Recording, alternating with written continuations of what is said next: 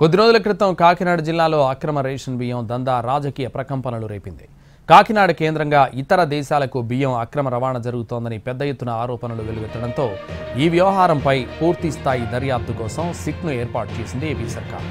అయితే ఈ సిట్ ఏర్పాటు చేసి నెలలు గడుస్తున్న క్షేత్రస్థాయి విచారణ ఏది, పూర్తి స్థాయి నివేదిక ఏమైందన్న విమర్శలు వెలువెత్తుతున్నాయి. అసలు సిట్ ఏమైంది, దర్యాప్తు ఎంతవరకు వచ్చిందన్న టాక్ నడుస్తోంది.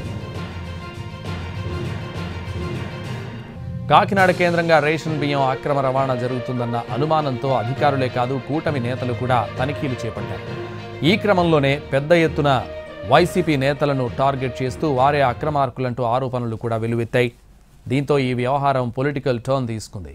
కూటమి వైసీపీ నేతల మధ్య మాటల తూటాలు పేలాయి. ఇదిలా ఉంటే కాకినాడలో జరుగుతున్న అక్రమ దందాపై పూర్తి స్థాయి నివేదిక ఇవ్వాలని సిట్ను ఏర్పాటు చేసింది ఏపీ సర్కార్. రేషన్ బియ్యం కాకినాడకు ఎలా చేరుతున్నాయి, ఎవరు తరలిస్తున్నారు, ఈ నెట్వర్క్ వెనకున్న సూత్రధారులు ఎవరన్నది నివేదిక రూపంలో ఇవ్వాలని సిట్ను ఆదేశించింది. అవసరమైతే రైస్ స్మగ్లర్లను వెంటనే అరెస్టు చేసే అధికారాలు కూడా ఇచ్చింది. దీంతో రంగంలోకి దిగిన సిట్ బృందం పేదలకు అందాల్సిన బియ్యాన్ని పక్కదారి పట్టిస్తుంది ఎవరన్నది కూపీలాగే పనిలో పడింది.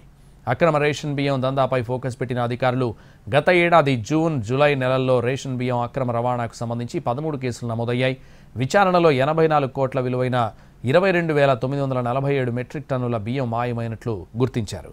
క్షేత్రస్థాయిలో ఆధారాలను బట్టి ఆ కంపెనీలకు పోలీసులు నోటీసులు కూడా పంపించారు.